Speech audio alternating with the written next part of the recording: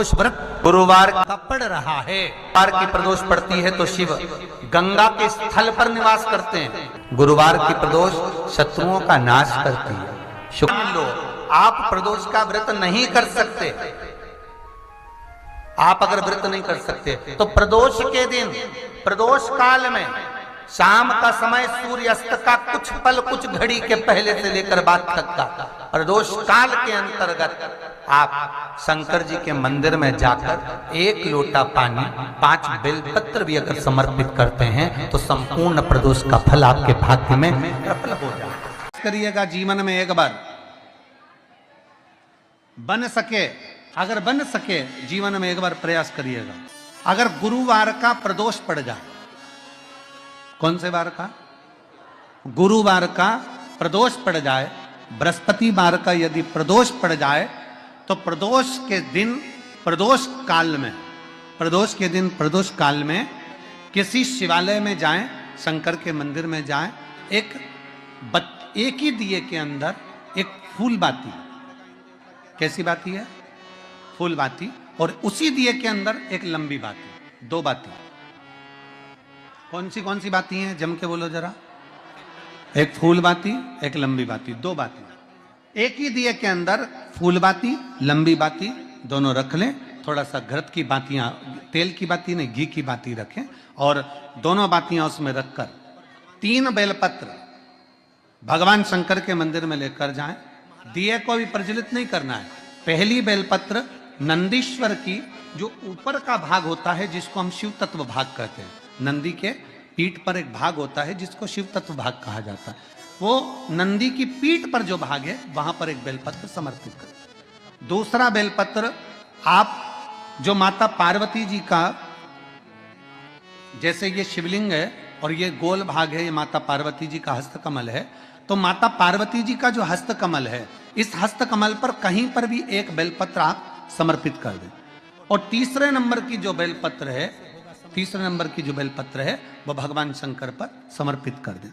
जो दिया आप लेकर गए हो मंदिर में, उसी दिए को नंदी और महादेव, इन दोनों को दर्शन कराते हुए अगर मंदिर के अंदर लगाने दें दिया तो ठीक है, ना लगाने दें तो दीप को बीच में बस स्पर्श कराकर भले बाहर जाकर लगा दो, पर प्रयास करो वो दीप, वैसे तो बीच में नंदी और शिव के मध्य में वो दिया स्पर्श होना चाहिए।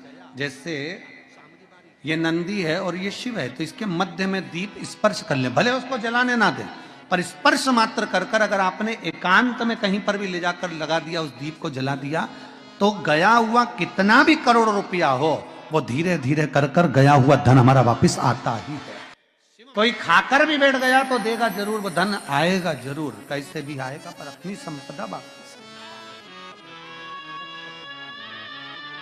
शिव तत्व की प्राप्ति हो भगवान शंकर। पर प्रदोष काल में अगर एक आधी चम्मच भी गौ माता का दूध मिल जाए, एक छोटी सी कटोरी में सीधे हाथ में दूध और उल्टे हाथ में दूध, जल का पात्र या उसी पात्र के ऊपर दूध का पात्र रखकर हाथ में लेकर जो शंकर के शिवालय में देहली पर खड़ा होकर शंकर से अपनी कामना कर कर शंकर के मंदिर में जाकर दूध अशोक सुंदरी वाली जगह पर चढ़ाकर जल शंकर के शिवलिंग पर जो समर्पित कर देता है, देव अधिदेव महादेव उसकी कामना पूर्ण कर देते हैं, पूर्ण करते।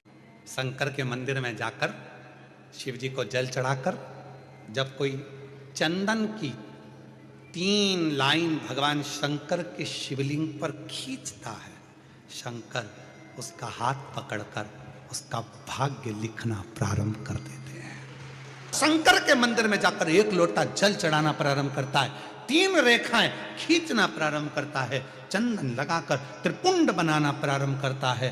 बाबा उसके भी जीवन में सुख हाथ पकड़कर देना प्रारंभ कर देते। किसी भी प्रदोष के दिन एक धतूरा यदि हम शिव जी पे चढ़ा रहे हैं, एक चावल का दाना अशोक सुंदरी वाली जगह पर चढ़ा रहे हैं और अपना हाथ उस चावल के दाने पर रखकर चंद्रशेखर चंद्रमौलेश्वर महादेव के नाम का उच्चारण कर रहे हैं, श्री शिवाय नमस्तुभ्यम, बाबा को अपने मन का भाव कर रहे हैं, तो वो 3 महीना तो बहुत दूर है।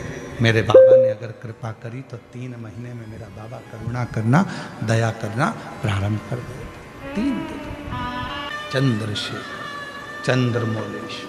प्रदोष के समय पर अगर मान लो कोई भिखारी से भिखारी व्यक्ति भी है जो ठेला चला रहा है, उसके पास में खाने के लिए कुछ नहीं है, फटे कपड़े पहन रहा है, उसकी जिंदगी में कुछ भी नहीं बचा और कर्जे में लदालूम हो गया, एक चावल का दाना अगर वो प्रदोष के दिन, प्रदोष काल में शाम के समय पर शंकर के शिवलिंग पर चढ़ा देता है तो 3 या 4 प्रदोष में उसका कर्जा चूकना प्रारंभ हो जाता है। प्रदोष का विधान। निवेदन करूंगा, अगर जिंदगी में थोड़ी सी तकलीफ है, दुख है, कष्ट है, परेशानी है, 5 कमलगट्टे, 5 बेलपत्र तांबे के लोटे में जल भरकर रख लीजिए। सीधे हाथ पर उस कलश को रखो जिसमें 5 कमलगट्टे और 5 बेलपत्र रखिए। श्री शिवाय नमस्तुभ्यम इस मंत्र का 5 बार स्मरण कर कर आपको जो तकलीफ है उसको हृदय चित्त से धरकर मस्तक से कलश को लगाकर किसी एकांतेश्वर महादेव पर, किसी वृक्ष के नीचे विराजमान हो, ऐसे एकांतेश्वर महादेव पर अपनी कामना कर कर वो जल समर्पित कर दो। 1 बेलपत्र, 1 कमलगट्टा उठाकर अपने घर पर लेकर आ जाओ। जो तकलीफ बहुत ज्यादा हो रही है 5 दिन में आपको मालूम पड़ जाएगा, 5 दिन में अंतर आ जाएगा। प्रदोष के दिन यदि आपको कहीं से शमी पत्र मिल जाए, प्रदोष के दिन यदि कहीं से आपको शमी पत्र मिल जाए और प्रदोष काल में, प्रदोष का जो समय होता है, शाम का जो समय होता है प्रदोष काल में, 4 प्रदोष, 5 प्रदोष आप कर कर देखिएगा कि आपका कोई काम है, कोई नौकरी के लिए आप अप्लाई कर रहे हैं, कोई समस्या बड़ी विकट आ गई है, कोई तकलीफ विकट आ गई है, कोई समस्या विकट आ गई है, प्रदोष के प्रदोष काल में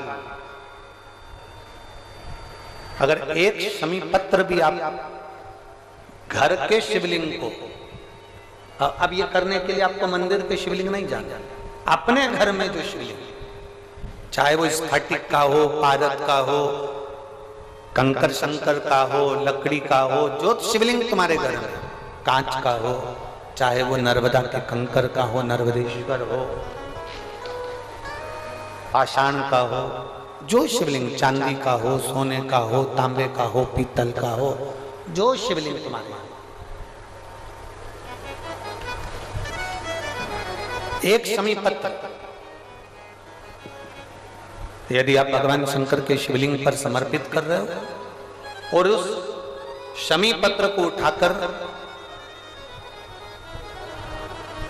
रात्रि को 9:15 की जो एक मुहूर्त होता है, एक समय होता है जिस समय पर हम अपने मन की बात भगवान शंकर को कहते हैं, पूर्व में भी इसका वर्णन हम कर चुके हैं कथाओं में। उस 9:15 पर वो शमी पत्र को उठाकर एक कागज में, एक कटोरी में उसको रखते थे। 4 या 5 प्रदोष के उस शमी पत्र को अपने पास में रखिए और जिस कार्य के लिए जा रहे हो उसको जेब में ऊपर के भाग में उसको रखकर लेकर जाइए, आपका वो कार्य सफल होकर ही रहेगा, वो रुक नहीं सकता। उस शमी पत्र में इतना बल होता है, प्रदोष का जो शमी पत्र होता है वो बड़ा बलवान होता है, बड़ा बल। सोमवार, प्रदोष, शिवरात्रि, सोमवार की अष्टमी, ये वो तिथियां हैं, ये वो वार हैं। अगर कोई भूल से भी शंकर भगवान के शिवलिंग का निर्माण करता है या अपने घर में रखे हुए शिवलिंग पर शमी पत्र को समर्पित कर देता है तो जिंदगी में उसका बाल बांका हो ही नहीं सकता।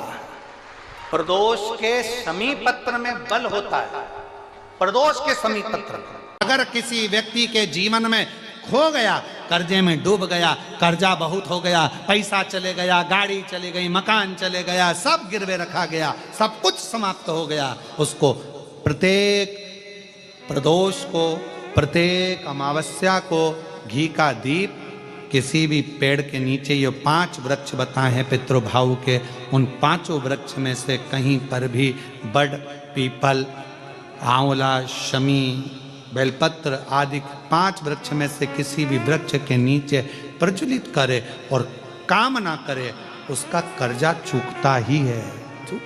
बेटा बेटी कहीं अप्लाई कर रहे हैं नौकरी के लिए या अन्य चीज के लिए, तो वो अगर बेलपत्री के मध्य पत्ती और ये 2 पत्ती है, इस पत्ती के बीच की जो जगह होती है वहां यदि पीला चंदन और 1 चावल का दाना लेकर हरीश्वर महादेव का नाम लेकर शंकर के शिवलिंग पर प्रदोष के दिन अगर चढ़ा देते हैं, तो वो बेटा बेटी जिस एग्जाम को दे रहा होता है अच्छी मेहनत के साथ, लगन के साथ, तो निश्चित है वो उसमें सफलता पाता जरूर है।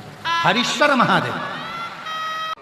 प्रदोष काल के समय पर बट वृक्ष के नीचे दिया लगाया जाता है। बट वृक्ष के नीचे लौंग का मात्र भोग रख दिया जाता है। लौंग मात्र, अगर बट वृक्ष के नीचे दिया लगाकर 1 लौंग का जल या लौंग भगवान बटकेश्वर महादेव के नाम से भी अगर शिव को समर्पित करी है, तो ये निश्चित है कि कर्जा कितना भी भारी होगा वो कर्जा चूकेगा जरूर, और कहीं ना कहीं से लक्ष्मी की व्यवस्था देवाधिदेव महादेव करेंगे।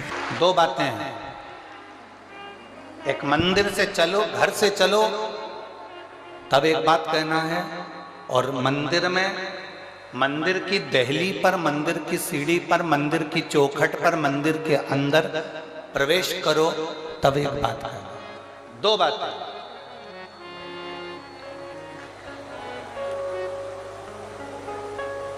एक, घर से चलते समय लोटा पानी का भरते समय बाबा से कहना है, ये पूरा मेरा घर नहीं आपका घर है, और ये घर का जल मैं आपको देने के लिए इसलिए आ रही हूं क्योंकि ये जल नहीं है, मेरी दशा आपको ये जल बताएगा। तो ये जल मेरा एड्रेस है, जब आप शाम को घूमने निकलो तो मेरे दरवाजे पर 2 मिनट जरूर रुको। ये एड्रेस है। एक घर से निकलते समय कहो कि ये मेरा घर नहीं या आपका, और दूसरा मंदिर के अंदर जब प्रवेश करो, मंदिर की चौखट पर जब पांव रखो, मंदिर के अंदर, मंदिर की दहली पर, मंदिर के दरवाजे में जब प्रवेश करो, तब भगवान भोलेनाथ जी से कहना, मैं जैसा भी हूं और मेरे घर के लोग जैसे भी हैं, सब आपके हैं और आप हमारे हैं, बस इतना याद रखना और कुछ नहीं। विश्वनाथ को कुछ नहीं चाहिए, मेरे शंकर को चाहिए क्या? अगर आपके जीवन में ऐसा लगे कि बहुत बड़ी बीमारी आ गई और आपके घर का व्यक्ति वेंटिलेटर पर पड़ा हुआ है, तो शमी के वृक्ष के फूल ले आओ 7, और शमी के वृक्ष के 7 फूल लाकर 1-1 फूल शंकर भगवान को श्री शिवाय नमस्तुभ्यम कहकर उस व्यक्ति के लिए जो पड़ा हुआ है, अंतिम सांसें गिन रहा है, जिसको अटैक आ गया, अंतिम सांसों में जो गिन रहा है, उसके नाम से भगवान शंकर पर चढ़ाना प्रारंभ कर दो। मात्र 7 पुष्प, उस शमी के वृक्ष के 7 पुष्प आप शिव को समर्पित करिए, उसका नाम और गोत्र बोलकर, और भगवान शंकर का मूल मंत्र श्री शिवाय, जम के बोलिए श्री शिवाय नमस्तुभ्यम बोलकर 1-1 शमी का फूल शंकर पर चढ़ाना प्रारंभ कर दो। फिर आगे वो विश्वनाथ की मर्जी है, वो प्राण कैसे लेकर वापिस आता है, उस काल से छुड़ाकर महाकाल कैसे लाता है, ये वो जाने। आपका फर्ज केवल आप अदा करिए। 5 जगह ऐसी होती है जहां पर अगर चंदन का लेपन कर दिया जाता है तो विपदा, बांधा, तकलीफें, कष्ट दूर होता चले। 5 स्थान बता, उसको समझिए। शिवलिंग को अपन मान लो, इसको जलाधारी मानो, जहां से जल बहता, ठीक है। ये गोल भाग जलाधारी जिस पर शिवपिंडी रखिए, यहीं पर अपन गणेश जी, कार्तिकेय का स्थान, बीच में अशोक सुंदरी का स्थान मानो। अब इसको समझिएगा। 5 स्थान बताए। पहला स्थान भगवान शंकर के पूरे शिवलिंग का मध्य भाग, ये पूरा जो शिवलिंग है शिव जी का, उस शिवलिंग का मध्य भाग प्रथम। द्वितीय है जहां पर गंगा का अविरल धारा निरंतर बह रही है। द्वितीय स्थान गंगा की धारा का मूल बिंदु शिखा, पहला, दूसरा। तृतीय स्थान उसी के सामने जो जलाधारी का पटका दिख रहा हो, दिखता है जलाधारी का सामने का हिस्सा, भीतर का हिस्सा नहीं, जिस पे रखा है वो हिस्सा नहीं, सामने जो दिख रहा है। 1, 2 और तृतीय स्थान मां अंबा जगदम्बा के कंठ भाग पर चंदन का लेप। महाराज 3 स्थान ये बताए। चौथा स्थान जहां से जल नीचे गिर रहा है, जल गिरने का जो स्थान छोटा सा एक भाग रहता है, जितनी जगह रहती है उसके मध्य भाग, चतुर्थ स्थान। और 5वें नंबर का जो भाग बताया गया वो अशोक सुंदरी का स्थान। ये 5 स्थान ऐसे हैं जहां चंदन का थोड़ी सी बिंदी भी अगर हम लगा देते हैं तो कैसी भी विषम परिस्थिति हो वो टल जाती है और बाबा की कृपा होना प्रारंभ। कभी किसी से पूछो कि भगवान शंकर का ये अविरल त्योहार प्रदोष का व्रत क्यों आता है, क्यों भगवान शंकर की आराधना प्रदोष के दिन करी जाती है, क्यों कभी सोमवार होम प्रदोष आ जाती है, कभी गुरुवार का प्रदोष आ जाता है, कभी शुक्रवार का प्रदोष आ जाता है, कभी कोई प्रदोष आ जाता है, ये प्रदोष का व्रत क्यों आता है? उसका एक कारण है, भगवान शंकर प्रदोष का व्रत धारण कर कर फिर अगला जो दिन होता है उस दिन मेरे शंकर भगवान अपने सारे गणों के साथ नंदी, भृंगी, श्रृंगी, नर, गंधर्व, अप्सरा, किन्नर, देवता, पशु, पक्षी जितने भी होते हैं मेरे शिव सबके साथ बैठकर अपना महाप्रसाद ग्रहण करते हैं। साथ बैठने पर हमारा क्लेश समाप्त होता है।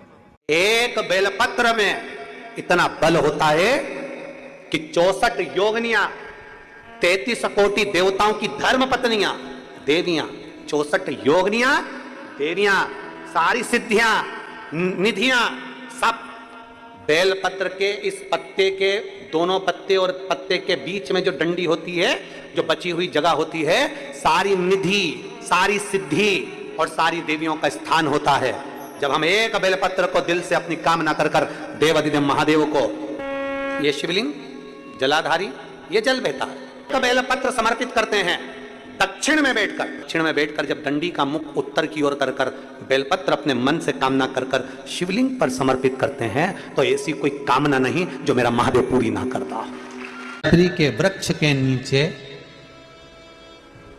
जौ के आटे का चौमुखी दिया, सरसों का तेल डालकर उसमें काली तिल डालकर उसमें एक सफेद फूल डालकर बेलपत्री के वृक्ष के नीचे जैसे एक चौमुखी दिए को जौ के आटे के दिए को लगा दिया जाता है। जो व्यक्ति चिड़चिड़ करता है, जो व्यक्ति क्रोध करता है, जो व्यक्ति अपशब्द बोलता है, आड़ा टेढ़ा बोलता है, ताने देता है, ईर्ष्या रखता है, घर में चिड़चिड़ करे, पूरे घर को अस्त व्यस्त कर कर रखा, उस व्यक्ति का नाम और गोत्र बोलकर मात्र किसी भी महीने की शिवरात्रि पर, हर महीने शिवरात्रि आती, किसी भी महीने की शिवरात्रि पर एक दिया लगा दिया जाए, व्यक्ति अपशब्द कहना बंद कर देता है, उसका प्रेम प्रबल हो जाता है, उसकी ईर्ष्या समाप्त हो जाती है, उसकी नफरत समाप्त। कभी आपको ऐसा लगे कि मेरे घर में बहुत ज्यादा मात्रा में क्लेश रहता है, बहुत झगड़ा, परिवार में विवाद, तो प्रयास करा करो जब आप देवाधिदेव महादेव को जल चढ़ाने के लिए जाएं और प्रदोष का यदि दिन हो या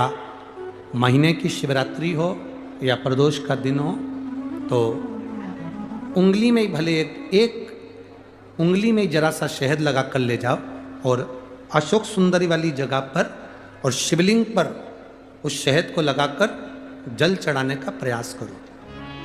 आप दो प्रदोष या 2 महीने की शिवरात्रि अगर आपने कर ली, अपने आप आपके घर में क्लेश समाप्त होता चले जाएगा, शांति बनना प्रारंभ हो जाएगा। शहद में वो फल है, मधु में वो फल है। के जीवन में बहुत कष्ट है, बहुत कष्ट। 5 कमलगट्टे, 5 बेलपत्र तांबे के लोटे में जल भरकर रख लीजिए, सीधे हाथ पर उस कलश को रखो जिसमें 5 कमलगट्टे और 5 बेलपत्र रखिए। श्री शिवाय नमस्तुभ्यम इस मंत्र का 5 बार स्मरण कर कर आपको जो तकलीफ है उसको हृदय चित्त से धरकर मस्तक से कलश को लगाकर किसी एकांतेश्वर महादेव पर, जिस शिवलिंग पर कोई पूजन करने ना जाता हो, एकांत में बैठे हो, जंगल में बैठे हो, कहीं किसी वृक्ष के नीचे विराजमान हो, ऐसे कांतेश्वर महादेव पर अपनी कामना कर कर वो जल समर्पित कर दो। एक बेलपत्र, एक कमलगट्टा उठाकर अपने घर पर लेकर आ जाओ। जो तकलीफ बहुत ज्यादा हो रही है 5 दिन में आपको मालूम पड़ जाएगा, 5 दिन में अंतर आ जाएगा। एक निवेदन सभी श्रोता बहन भाइयों से, कथा आस्था चैनल पर जो सुन रहे हैं, फेसबुक यूट्यूब पर जो सुन रहे हैं और पंडाल में बैठकर जो सुन रहे हैं, जिस दिन दिल से हारो ना, थोड़ी तकलीफों में अगर घिर जाओ, तकलीफें आ जाए, कष्ट आ जाए, तकलीफें जिस दिन तुम्हारे भीतर बहुत ज्यादा मात्रा में आ जाए, उस दिन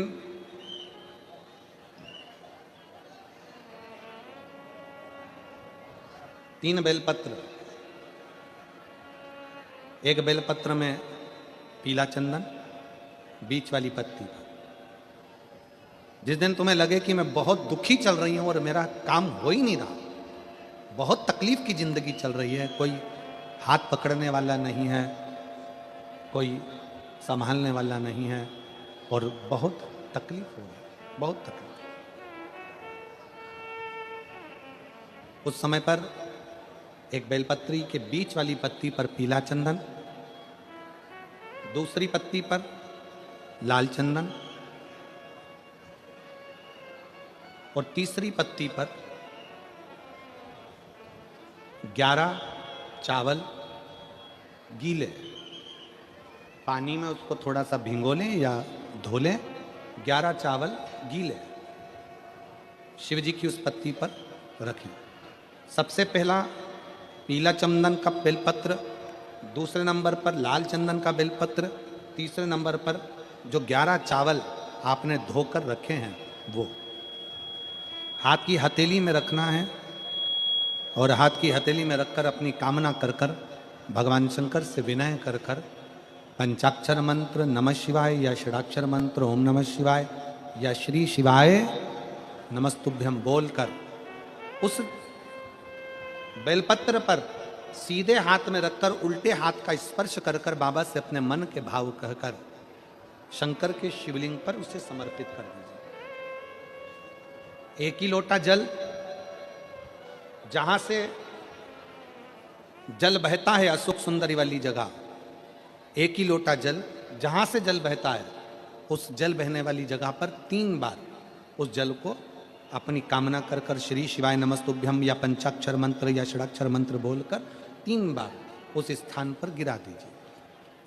गिराने के बाद में बाबा से विनय कर कर अक्षत वाली जो बेलपत्र है, एक बेलपत्र और एक अक्षत उसमें से अपने लिए लेकर आ जाओ। उसको 2 महीना 3 महीना अपने घर में रखिए। जितना भी दुख है धीरे धीरे बाबा समाप्त कर कर खुशियां घर में लेकर आता ही है। दुख समाप्त होगा, खुशियां घर में आएगी जरूर। शुक्रवार की अगर प्रदोष पड़ती है तो शिव नीलकंठ पर विराजमान होते हैं। शुक्रवार की प्रदोष सुख और शांति देती है। मान लो आप प्रदोष का व्रत नहीं कर सकते,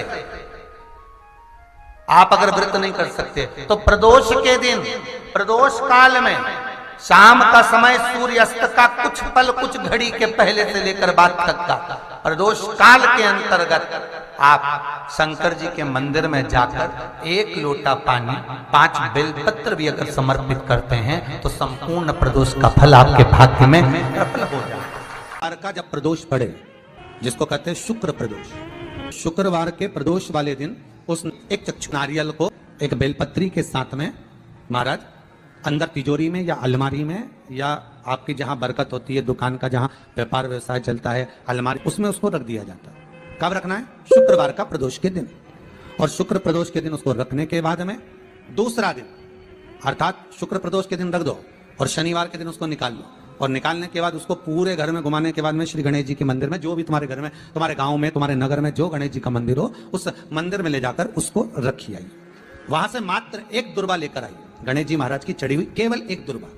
और उस दुर्बा को दरवाजे की देहली पर छुलाकर उस दुर्बा को अपनी अलमारी में, अपनी तिजोरी में उसी दिन रख दो जिस दिन लेकर आए महाराज। कभी जिंदगी में लक्ष्मी की कमी नहीं आ सकती, पर होना चाहिए 1 चक्षु नरियल। नारियल में एक नारियल ऐसा होता है जिसका एक नेत्र होता है, उसमें 3 नेत्र नहीं होते, एक चक्षु। तो प्रदोष पड़ती है, उस प्रदोष पर प्रदोष काल में अगर एक आधी चम्मच भी गौ माता का दूध मिल जाए, एक छोटी सी कटोरी में सीधे हाथ में दूध और उल्टे हाथ में दूध, जल का पात्र या उसी पात्र के ऊपर दूध का पात्र रखकर हाथ में लेकर जो शंकर के शिवालय में देहली पर खड़ा होकर शंकर से अपनी कामना कर कर शंकर के मंदिर में जाकर दूध अशोक सुंदरी वाली जगह पर चढ़ाकर जल शंकर के शिवलिंग पर जो समर्पित कर देता है, देव अधिदेव महादेव उसकी कामना पूर्ण कर देते हैं। जिस व्यक्ति की जिंदगी में केवल घाटा ही घाटा लिखा हो, दुख ही दुख लिखा हो और कई साल हो गए हों किराए के मकान में रहते हुए या तकलीफ को भोगते भोगते परिवार में कहीं सुख है ही नहीं, 2 पौधे को याद रखना। जिसकी जिंदगी में दुख ही दुख लिखा, कष्ट ही कष्ट लिखा, परेशानी ही परेशानी लिखी, तो मंदार और शमी ये 2 पौधे ऐसे हैं जो जीवन में सुख प्रदान करते हैं। एक नियम बना लो, 12 महीने शिवरात्रि आती है, हर महीने शिवरात्रि पड़ती है, महीने में 2 बार प्रदोष पड़ती है।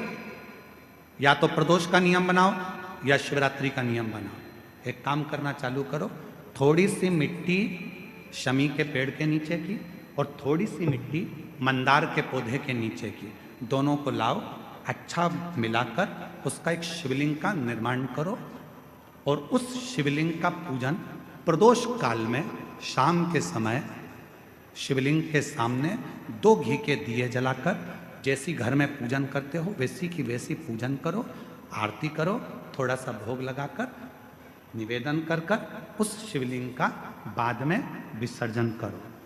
5 या 7 प्रदोष कर लो या 5 या 7 शिवरात्रि कर लो, आपको किसी के आगे हाथ नहीं फैलाना पड़ेगा।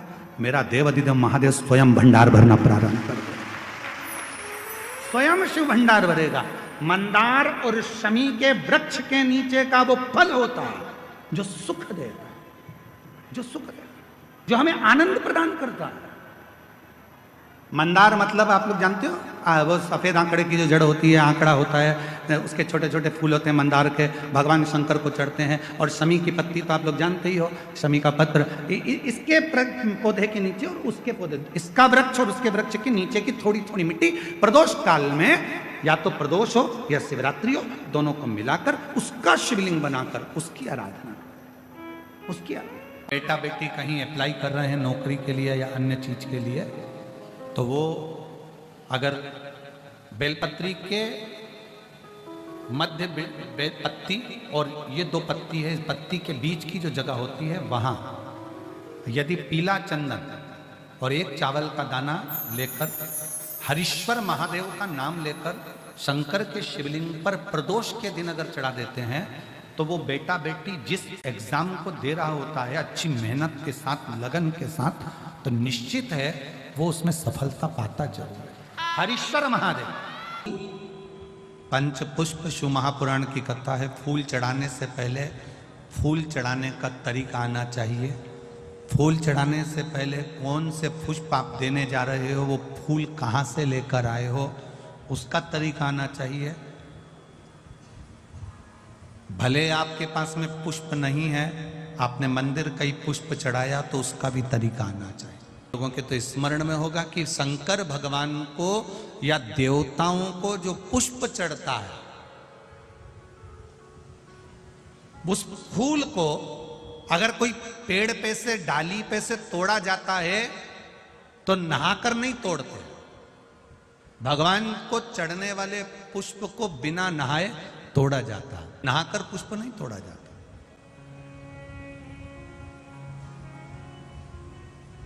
कितने लोग हैं जो बगीचे से फूल तोड़ते होंगे तो नहा के तोड़ लेते होंगे, और कितने लोग हैं जो बगीचे से पुष्प तोड़ते हैं तो सुबह सुबह उठे, मंजन आदि करा, हाथ पैर धोया, बगीचे में गए, डाली पे से फूल तोड़े और भगवान को समर्पित करे।